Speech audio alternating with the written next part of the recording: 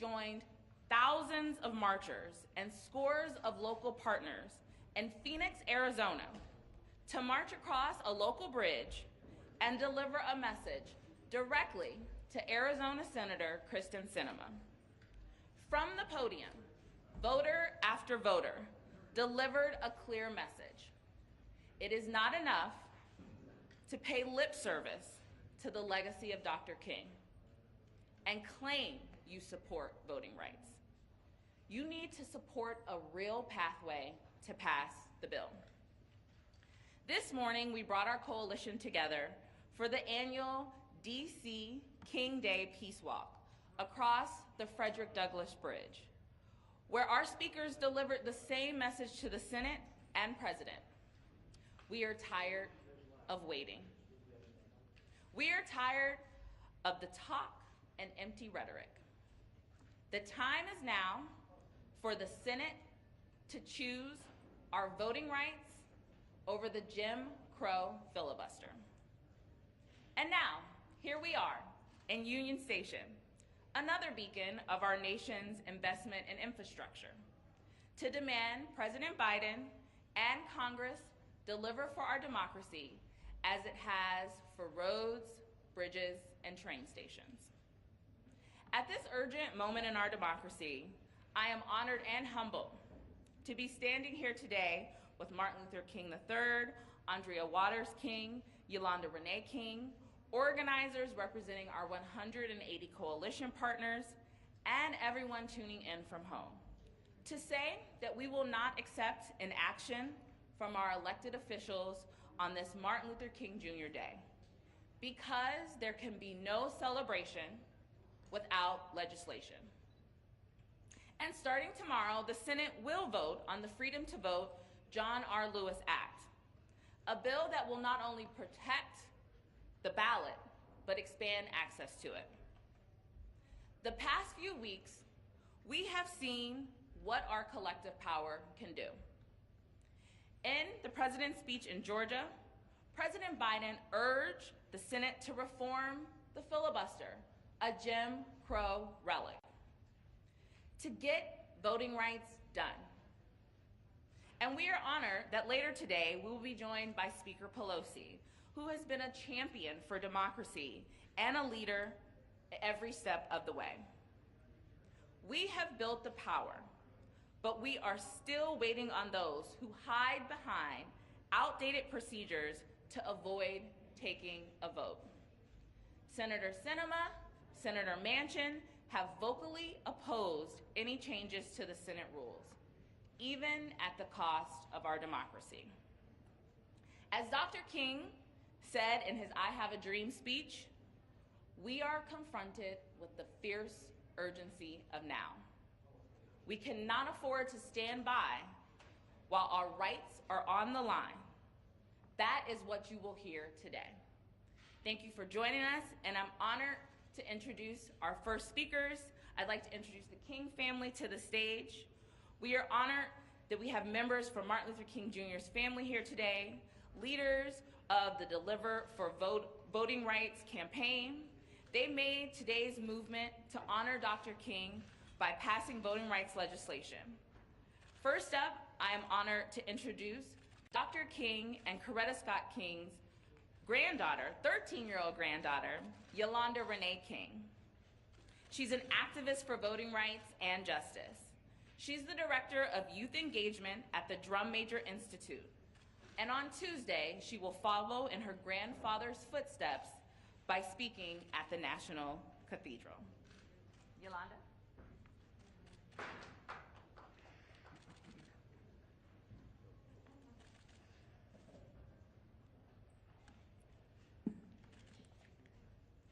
Thank you to all of those who are here to honor my grandfather's 93rd year, the only way we know how, through action. I am the proud granddaughter of Dr. Martin Luther King Jr. and Coretta Scott King. I am also the proud daughter of Martin Luther King III and Andrea King. Although I never got to meet my grandfather, his lessons and drive for justice are in me.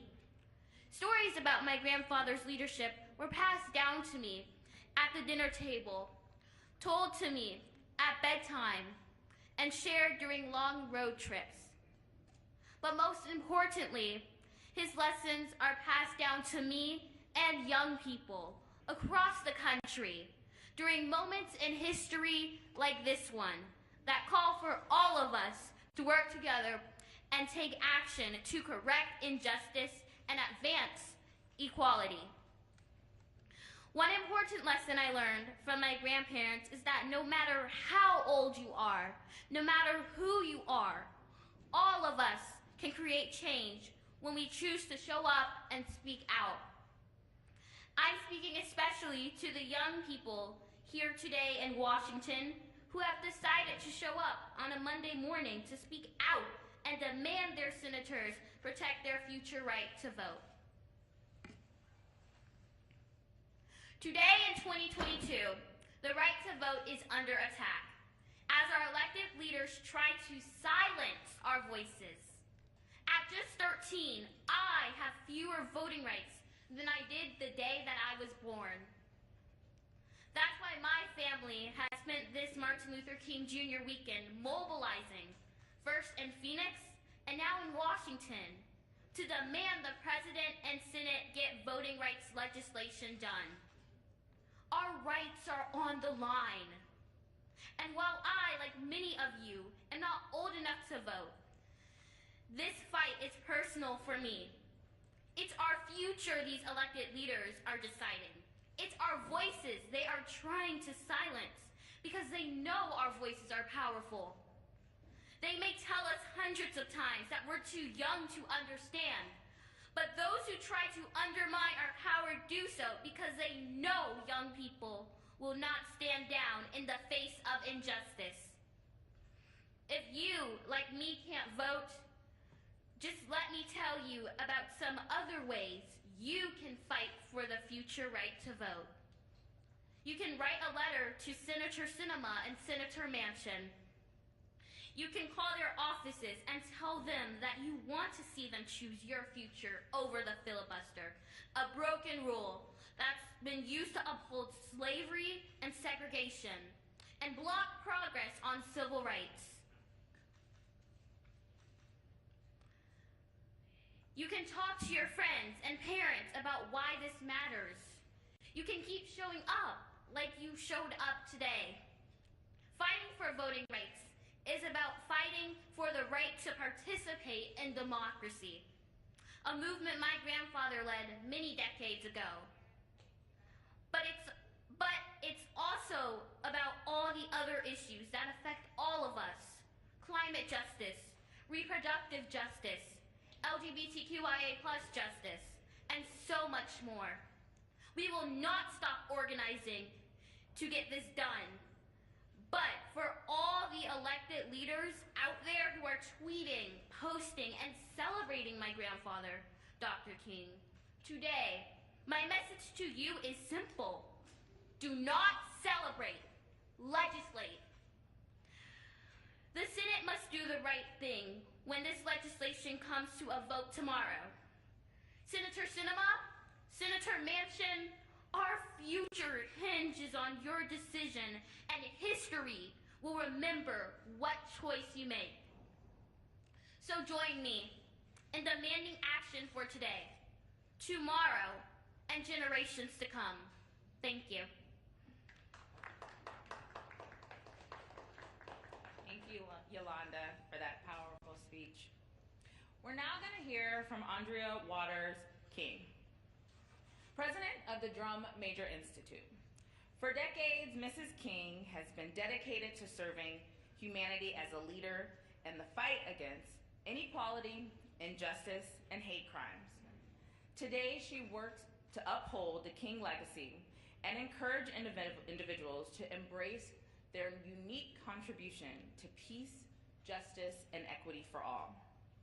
Alongside her husband, she is one of the co-leaders of the Deliver for Voting Rights campaign that gathered us here today. Mrs. King?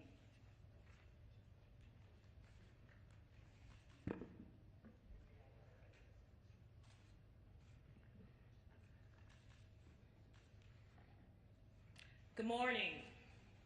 We're thankful to so many who have made today possible, and I'd especially like to thank Speaker Pelosi for her fearless leadership in working to protect the rights of Black and brown Americans.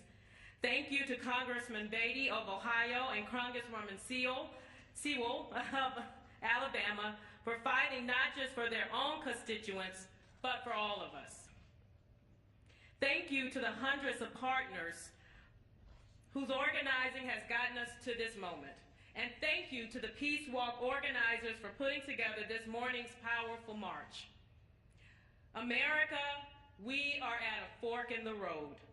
We have two paths before us, one that leads to the nation the Constitution promises, and one that leads deeper into division and injustice. Since January 6, 2021, our country has bled from 1,000 daily cuts of racism, white supremacy, and disinformation. In that time, more than 400 pieces of legislation have been proposed, and 19 states have passed laws that restrict the right to vote. That is why we must eliminate the filibuster and pass the Freedom to Vote John R. Lewis Act now. As Martin Luther King Jr. said in 1964, to maintain the filibuster is to harm the health of our nation. It was true then, and it's true today.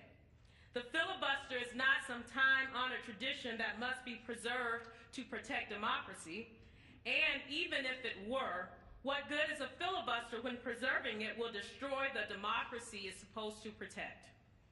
Senator Sinema and Senator Manchin want a supermajority. Well, a supermajority of citizens support this legislation. They say eliminating the filibuster won't address our country's disease of division. Saying we have a disease of division but not restoring voting rights is like diagnosing a patient with treatable cancer and withholding the treatment. The filibuster is an instrument of division. As a mother who wants to leave a better world for the next generation, I feel the weight of the moment. Our daughter Yolanda is Martin Luther King Jr. and Coretta Scott King's only grandchild. And I know that when he talked about his dream, he was also dreaming of her. She is just 13 years old. In 2013, when she was 5, the Voting Rights Act was gutted by a Supreme Court decision that said states with a history of racist voter suppression didn't need oversight anymore because racism was a thing of the past. In 2021, when she was 12, the Supreme Court toppled the rest of the Voting Rights Act, and her home state passed laws that make it even harder for Black and brown Georgians to vote. Today, Yolanda and her peers, children of just 13, have fewer voting rights than the day they were born. What would MLK say about that? Is that the dream that he held for his granddaughter? I asked Senator Manchin and Senator Sinema and all those who stand in the way of restoring voting rights, is that the legacy that you want to leave behind? Many have chosen that path before you, and there are stains on our country's history. After the Civil War ended in 1865, do you know how long it took our country to come together and overcome our disease of division to get it passed? 100 years. 100 years of filibustered civil rights laws. 100 years of Jim Crow. 100 years of poll taxes and impossible tests for Black voters. 100 years of being so intimidated at polling places that many felt safer staying at home.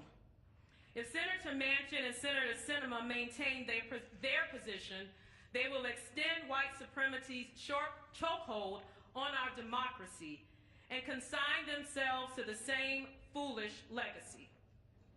Do they want us to wait another 100 years to have our rights restored? Is that the beloved community of Martin Luther King Jr. and Coretta Scott King? If so, tell it to the grandmother in West Virginia who waits hours to vote, only to find out she's been kicked off the voter polls and it's too late to do anything about it. Tell it to the elderly Native man on a reservation in Arizona who will have to travel 20 miles to vote, even though he doesn't have access to transportation.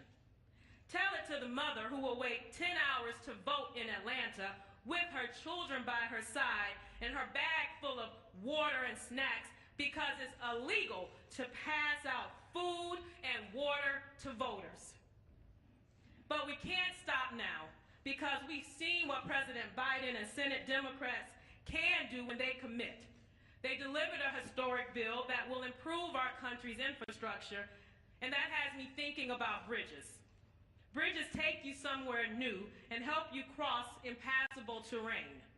This morning, as we walked in the rain and snow across the Frederick Douglass Memorial Bridge with our Peace Walk partners and the DC MLK Holiday Committee, and as I crossed, I thought about John Lewis and C.T. Vivian and Hosea Williams and Amelia Boynton. When John Lewis and those marchers crossed the Edmund Pettus Bridge in Selma in 1965, they were trying to lead us from the scorched earth of oppression to the solid footing of freedom. Today, our nation stands on